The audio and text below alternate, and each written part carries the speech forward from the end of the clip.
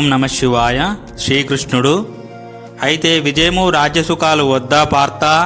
అర్జునుడు: ఓ కృష్ణ, నాకు విజయము గాని రాజ్యము గాని సుఖములు గాని అక్కరియే లేదు. గోవింద, ఈ రాజ్యము వలన గాని ఈ భోగముల వలన గాని ఈ జీవితము వలన గాని ప్రయోజనమేమి? మనము ఎవరికై ఈ రాజ్యమును భోగములను సుఖములను కోరుకొనుచున్నామో వారే ధన ప్రాణముల ఏడ ఆశలు వదులుకొని యుద్ధమునకు వచ్చి ఉన్నారు.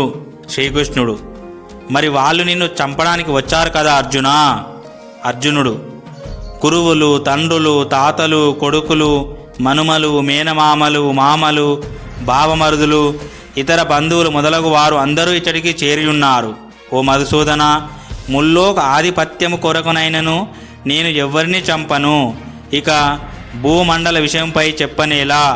అట్లే వీరిలో ఎవ్వరైనను నన్ను చంపడానికి సిద్ధపడినా నేను మాత్రం వీరిని చంపను. కృష్ణుడు: ఓ పార్థ, ఈ ధార్తరాష్ట్రులను ఎందుకు చంపకూడదు అనుకుంటున్నావు? అర్జునుడు: ఓ జనార్దన, ఈ ధార్తరాష్ట్రులను చంపి మనము బాగుకొన్నది ఏమి? అంటే మనము మూట కట్టుకున్నది ఏమి? ఆ తతాయులను చంపుట వలన మనకు పాపమే కలుగును. కనుక ఓ మాధవ, మన బంధువులైన ఈ ధార్తరాష్ట్రులను చంపుట మనకు తగదు. స్వజనులను చంపిన మనకు సుఖము ఎట్లు అబ్బును?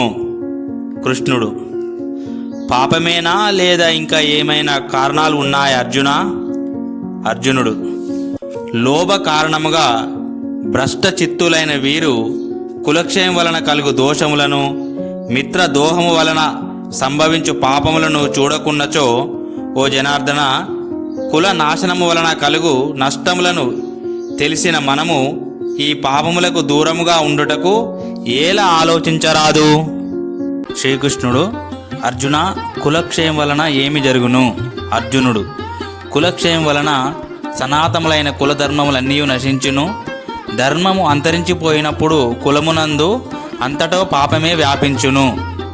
ఓ కృష్ణ, అధర్మము పాపము పెచ్చు పెరిగిపోయినప్పుడు కులస్త్రీలు మిక్కిలి దూషితులగుదురు. ఓ వాష్ణేయ, స్త్రీలు దూషితులు అయినచో వర్ణ సాంకర్యము ఏర్పడును. శ్రీకృష్ణుడు: వర్ణ సాంకర్యం వలన ఏర్పడే ఫలితాలు ఏమి పార్థ?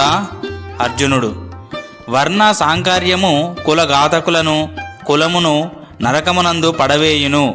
పిండోదకములు అంటే శ్రాద్ధాతర్పణములు లోపించినందువలన వారి పితరులు అధోగతి పాలయ్యెదరు.